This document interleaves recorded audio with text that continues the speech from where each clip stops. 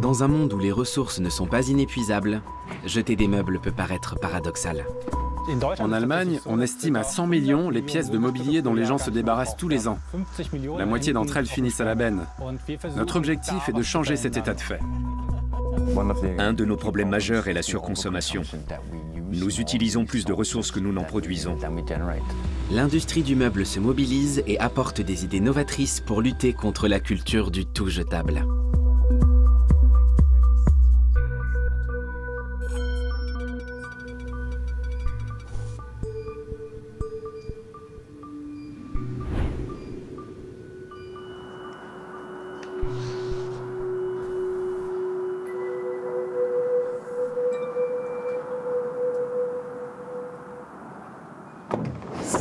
On y va.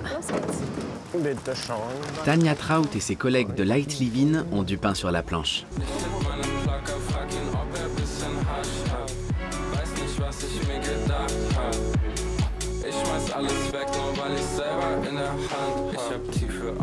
Ce matin, c'est livraison de meubles loués au 3e étage d'un immeuble ancien. Bonjour, vous y êtes presque. Boris Bandiopadiaï change régulièrement son mobilier, par goût et aussi par obligation professionnelle. La location est pour lui préférable à l'achat. La société Light Living, basée à Francfort, loue des meubles à des entreprises et à des particuliers. Lorsque le contrat prend fin, les meubles sont récupérés et remis à neuf en attendant d'être à nouveau loués.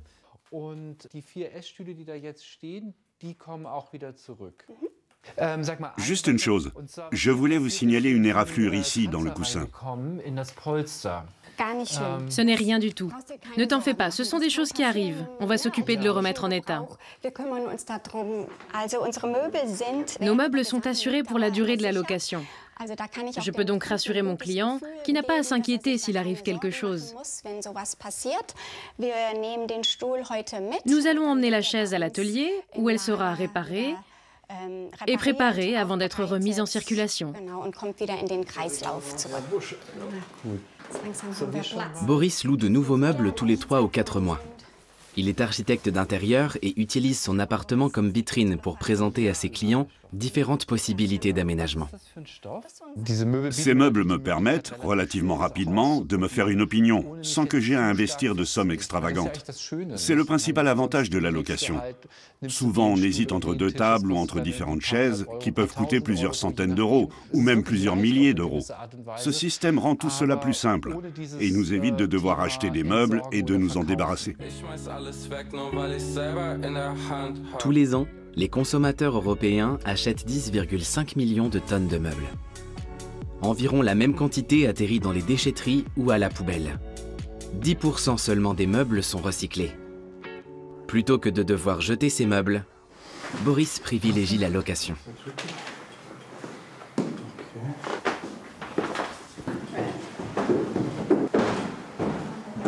Je peux soulever la lampe. À 3. 1, 2, 3. Il a ainsi la possibilité de jouer avec les styles, de tester de nouvelles associations. Ce qui ne ravit pas toujours sa compagne. Dans un couple, le choix des meubles est souvent délicat. La plupart du temps, elle est contente. Elle participe aux décisions, donne son avis et fait des propositions aussi. C'est chouette. Vous pouvez tourner encore un peu? Les meubles livrés aujourd'hui, un fauteuil et des chaises, coûteront 85 € par mois à Boris. S'il les avait achetés neufs, il lui aurait coûté 3 900 €.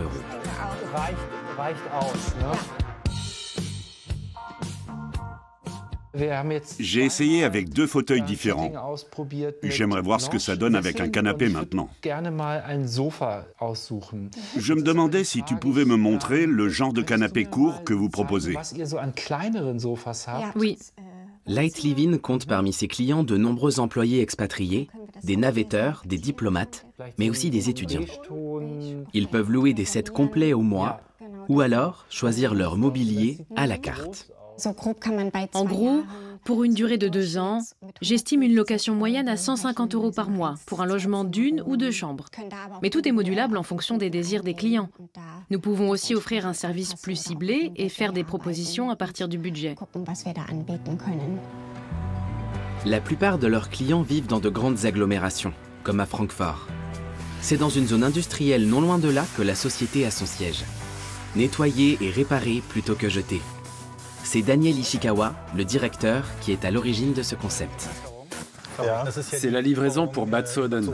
Ils ont déjà commandé chez nous. J'étais allé sur place. Tout est prêt, il ne manque que la pièce qui est sur la table. Les meubles proposés à la location sont stockés pour des durées variables dans le hangar de Light Living, à Rottgau, au sud-est de Francfort. Ici, ils sont polis, nettoyés en profondeur ou réparés, le cas échéant. La société propose 30 000 objets à la location. Nous louons absolument toutes les sortes de meubles qui sont transportables, ainsi que des éléments d'électroménager. Il y a 10 ans, nous avons même loué une niche pour un chien. Notre catalogue contient absolument tout ce dont on peut avoir besoin pour équiper un appartement ou une maison. C'est la dernière pièce? Oui, elle n'est pas encore complètement sèche. Daniel a fondé Light Living en 2011, lors de son retour en Allemagne après un long séjour à l'étranger. À l'époque, il avait trouvé un logement temporaire et avait besoin de meubles de toute urgence. J'ai emprunté des meubles dépareillés à ma famille et à des amis, et j'ai vécu dans un appartement décoré de manière spartiate pendant 6 mois. Ce n'était pas très confortable et pas très esthétique non plus. Et c'est là que je me suis dit qu'il devait y avoir une autre solution. Pourquoi ne pas plutôt louer ces meubles quand on ne sait pas exactement combien de temps on va en avoir besoin? 40% des meubles fabriqués dans le monde le sont en Chine. Light Living achète presque exclusivement les siens en Europe. Leur modèle économique mise sur la durabilité et la qualité. Nos meubles vont être loués entre 5 et 7 fois. S'ils ne sont plus en état après 2 ou 3 locations, c'est mauvais pour nos affaires. Nous devons nous assurer au moment de l'achat que nos meubles sont réparables ou que les pièces défectueuses sont livrables rapidement. Ce n'est possible que si on travaille avec des fournisseurs locaux, installés à proximité.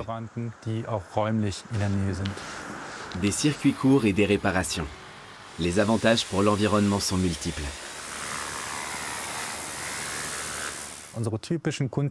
En moyenne, nos clients gardent leurs meubles entre 12 et 18 mois. S'ils les avaient achetés, les meubles auraient vraisemblablement fini à la poubelle ou été détruits. Pas de risque de finir à la déchetterie ici. Les pièces sont reconditionnées et aussitôt remises en location.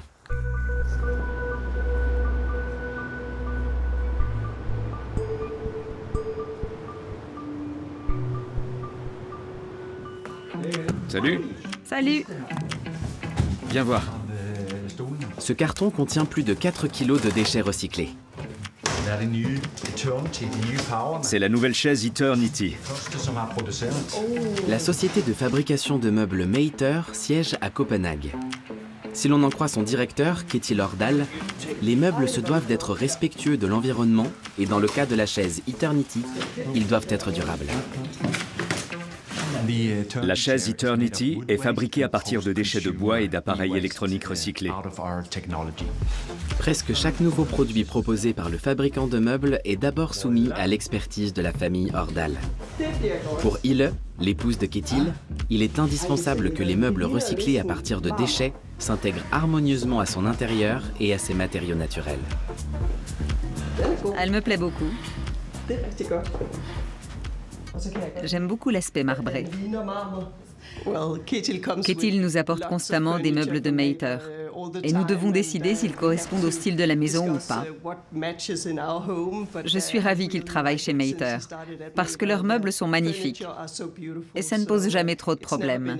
Mais en fin de compte, c'est toujours moi qui ai le dernier mot pour la décoration de notre maison.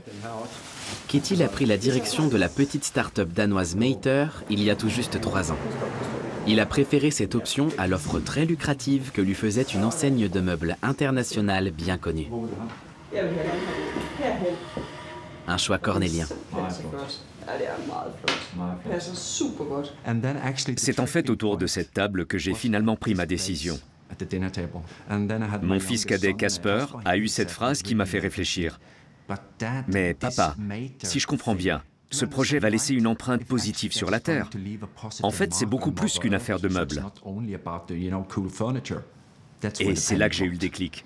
C'est là que j'ai décidé de me lancer dans cette aventure. Mater mise sur l'économie circulaire et une technologie innovante.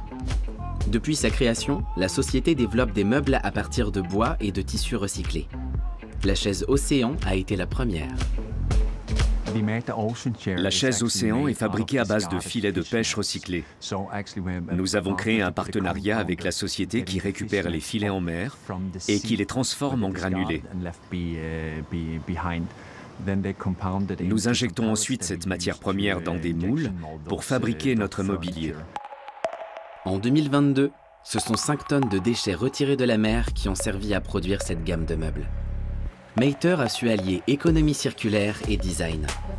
La start-up a vu le jour en 2006 avec comme objectif de dérider l'industrie du meuble. Aujourd'hui, chaque meuble produit contient une douzaine de déchets différents. Du bois, de la sciure, de l'aluminium, du plastique d'appareils électroniques ou d'emballage. Grâce à son partenariat avec de grands groupes comme Tetra Pak ou Carlsberg, Mater a accès directement aux déchets de ces sociétés. Actuellement, l'équipe de Mater développe un nouveau projet. Recycler la pelouse artificielle. On estime à 600 000 tonnes la quantité de gazon artificiel jeté et incinéré en Europe tous les ans. Et la tendance est à la hausse. Søren Østergaard de la société Rematch aide Mater à fabriquer des chaises à partir de ce matériau. Yes, perfect well. Okay, excellent. C'est celui qui n'avait pas passé les tests de résistance de manière satisfaisante pour être intégré au marché du meuble. Nous avons exploré le marché et avons trouvé une solution qui va nous permettre de fabriquer un matériau plus fin et plus efficace, duquel on va pouvoir extraire davantage de sable pour obtenir un résultat plus propre. À partir de là, on pourra encore le réduire et encore extraire davantage d'impuretés. Tester, ajuster et ne jamais renoncer. Concevoir un matériau à partir de déchets et en faire des meubles de qualité est un processus complexe qui de plus n'est pas toujours couronné de succès. Nous avons connu de nombreux revers de fortune. Nous étions en train de tester un nouveau matériau quand, boum, il est littéralement parti en fumée. Et nous n'avions qu'une seule machine à l'époque. Je peux vous assurer qu'on en a eu des sueurs froides. Plus de la moitié de leurs projets de meubles échouent. Pour qu'à l'avenir les tests soient moins onéreux et plus efficaces, Mater a recruté de nouveaux collaborateurs formés aux différentes techniques.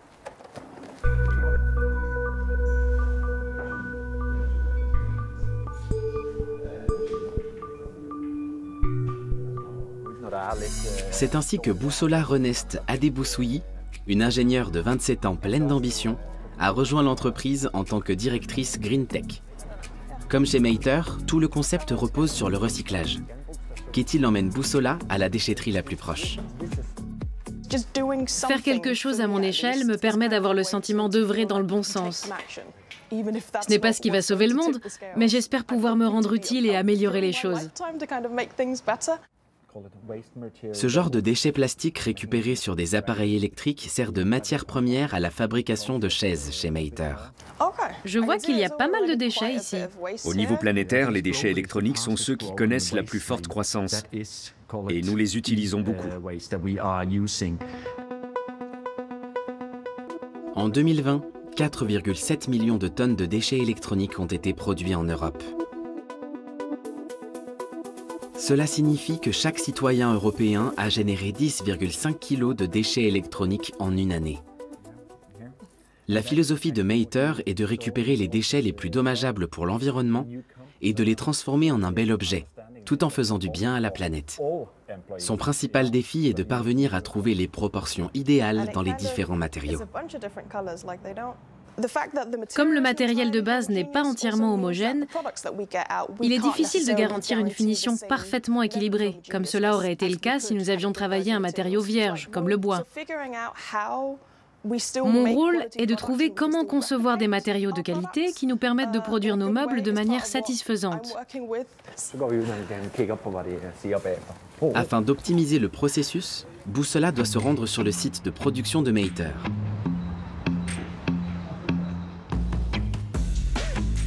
C'est à Malpils, en Lettonie, qu'une grande partie des meubles de Mater est produite à partir de déchets.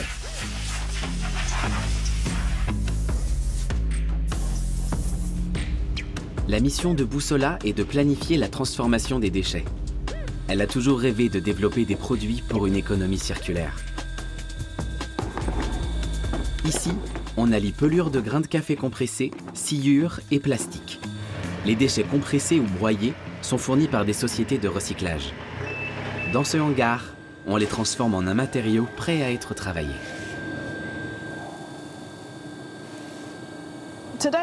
Aujourd'hui, on va fabriquer la chaise Eternity à partir de café noir. L'assise et le dossier de cette chaise ne font qu'un bloc.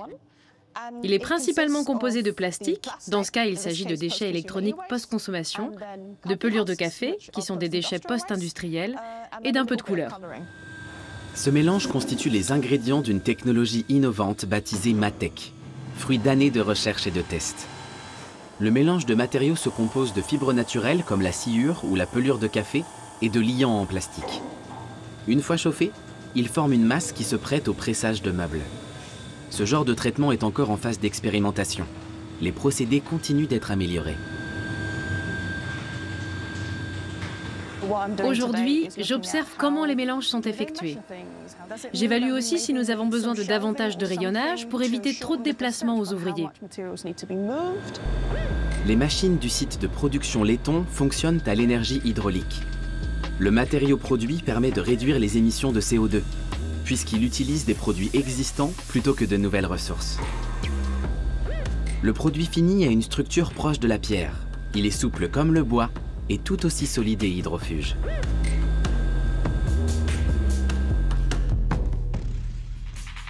Une chaise contient 4,5 kg de déchets. Plus de 25 000 chaises en Matec ont été produites en 2023. Mater a transformé 36 tonnes de déchets en 2022. Les nombreuses heures nécessaires à la manufacture de chacune de ces pièces ont aussi un prix. La chaîne produite à partir de déchets électroniques coûte 350 €. La qualité variable des déchets permet difficilement la production de meubles parfaitement identiques. Les pelures de café illustrent bien le problème. Si elles sont issues d'une torréfaction plus longue, on obtiendra des pelures au ton plus foncé. Cela implique que le produit fini sera lui aussi un peu plus sombre. En fin de compte, on peut se retrouver avec une chaise café clair, pas si claire que cela. D'un autre côté, les petites variations de teinte et de structure rendent chaque chaise unique. Les meubles sont ensuite couverts de laque à base d'eau, bien plus écologique. Et si d'aventure vous vous lassiez de vos meubles, Mater vous les reprend. Le Matec sera refondu et réutilisé dans la fabrication de nouvelles pièces. L'objectif de la société pour 2024 est de doubler la production de cette gamme de chaises. À Copenhague, au siège de Mater, les développeurs réfléchissent à de nouvelles possibilités d'utilisation du Matec. Des éléments de cuisine et des tables par exemple. Leur ambition ? Rendre accessibles les meubles recyclés au plus grand nombre. Un dessus de table en Matec coûte 3 fois moins qu'un dessus de table en bois massif. Malgré cela, les meubles de designer restent chers. Si on raisonne objectivement, un meuble produit en masse a une durée de vie faible, parce que sa qualité est moindre. Il est conçu pour un usage unique et est destiné à être jeté par la suite. En revanche, si vous achetez des meubles de designer de qualité, vous allez les garder plus longtemps. En conséquence, le prix que vous investissez au cours des années est le même. En théorie, le calcul est convaincant. Mais Mater est encore loin des productions de masse au prix abordable.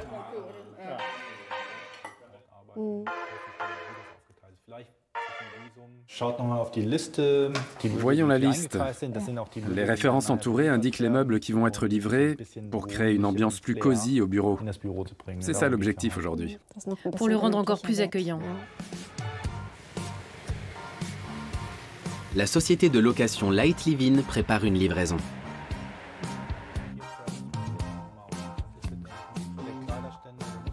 Après la clientèle expatriée, les entreprises sont devenues les plus gros clients de la société de Daniel Ishikawa.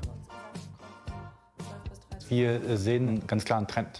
y a une tendance indéniable qui fait se rejoindre le monde du travail et la sphère privée.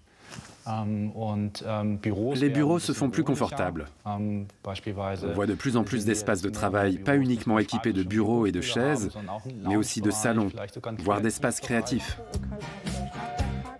La location de meubles est pratique courante aux États-Unis depuis bien longtemps déjà. Pendant la pandémie de Covid-19, la demande a explosé en Allemagne et en Europe, notamment en raison du télétravail. Je ne prétends pas que la location de meubles va totalement supplanter l'achat. Notre activité sera toujours en marge.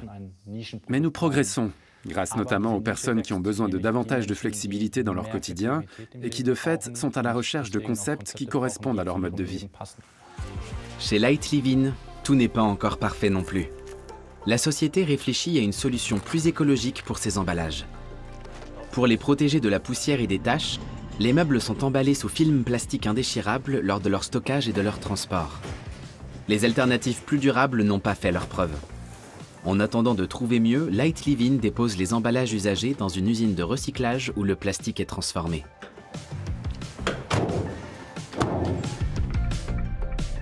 La société livre également à l'étranger. Mais la majorité des 15 000 objets actuellement en location se trouvent en Allemagne. Light Living possède des entrepôts intermédiaires à proximité des grandes villes, ce qui lui permet de limiter les transports. Bonjour Tania. Remco Rehberg gère une entreprise de conseil aux expatriés. L'année passée, il a fallu fournir 35 appartements en meubles de location. Aujourd'hui, c'est l'espace de bureau qui a besoin de mobilier.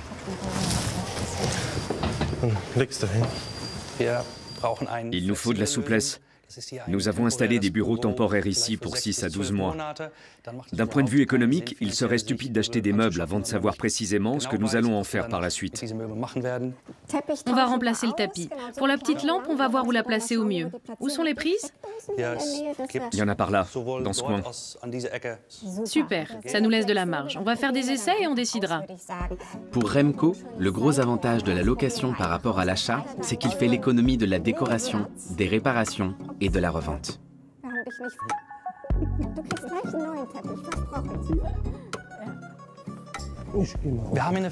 Il nous est arrivé par le passé d'acheter des meubles chez Ikea, mais tout n'était pas toujours disponible en stock, ce qui implique de multiples déplacements et livraisons. L'autre point était la possibilité de rendre les meubles après 6 mois.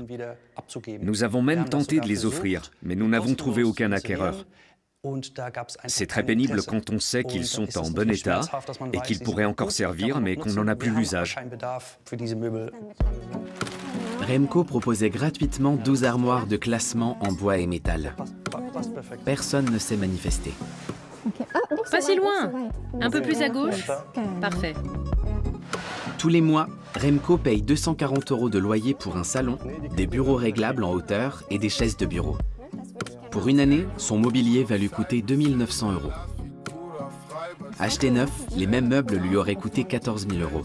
Et avec ce système, il peut les rendre ou les échanger à loisir. Tu peux les faire coulisser les unes sous les autres. C'est chouette. Tu choisis. Merci. Quand j'observe le résultat final, je suis très satisfaite. Surtout du fait que ça plaise à Remco. Le changement a bien fonctionné et l'ensemble est très beau. Les meubles vont rester sur place pendant 12 mois avant de trouver un nouvel emplacement ailleurs. Le design danois a besoin de designers, tout comme Neiter. Le studio OEO à Copenhague, dirigé par Thomas Lucke, a fortement influencé le style et le caractère durable des créations de la start-up. Par où devrions-nous commencer? Par la lampe de table, non?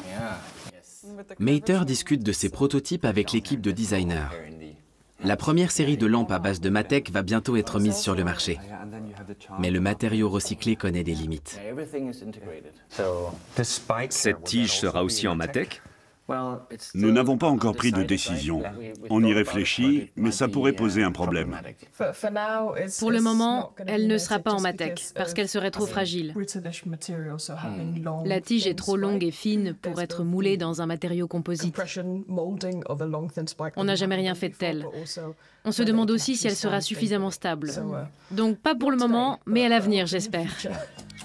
Ketil aimerait produire toujours plus d'objets à partir de Matek.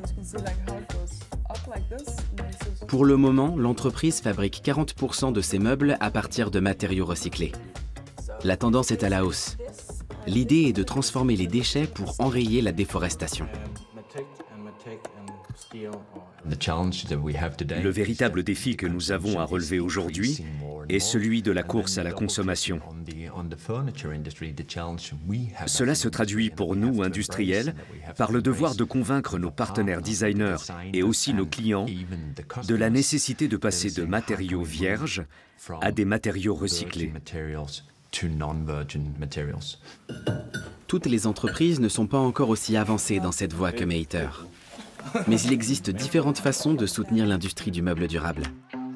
Certains fabricants se fournissent en bois issu de la sylviculture durable, qui suppose de replanter un arbre chaque fois qu'un autre est abattu. D'autres privilégient les circuits courts afin de réduire leur émission de dioxyde de carbone. Une autre solution consiste à retaper les meubles de designers et de les remettre sur le marché.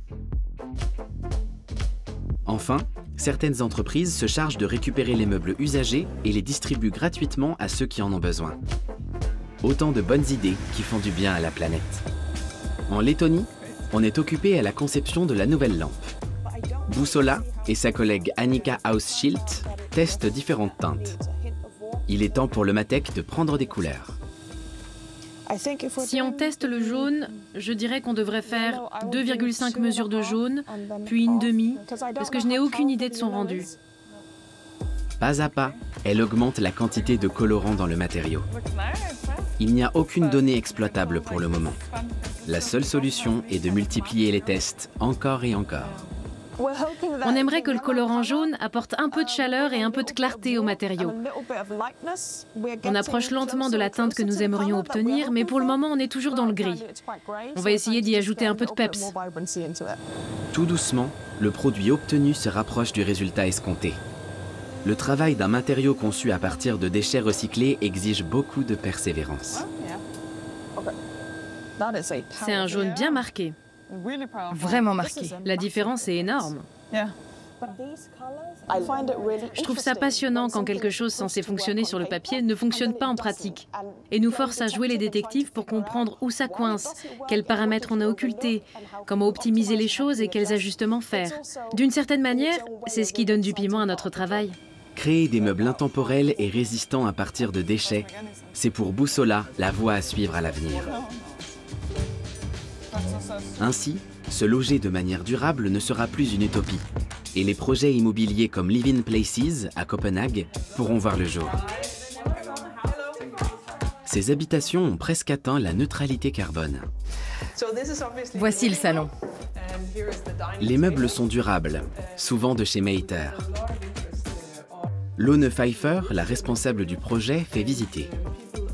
Ketil et Boussola découvrent l'endroit. Ils espèrent y trouver de l'inspiration même auprès de leurs concurrents. Un de leurs projets en cours de développement est de concevoir des éléments de cuisine en Matek.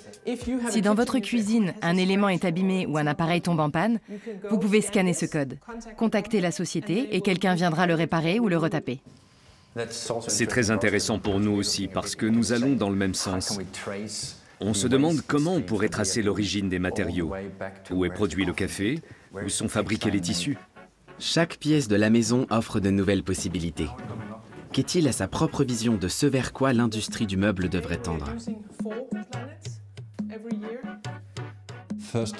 C'est avant tout une industrie innovante et pleine de technologies. Au lieu de gaspiller nos ressources naturelles, nous devrions utiliser toutes les sortes de déchets. Et comme nous sommes malins, nous devons trouver un moyen de le faire à moindre frais. Ainsi, nous pourrons répondre à la demande croissante dans le monde aujourd'hui.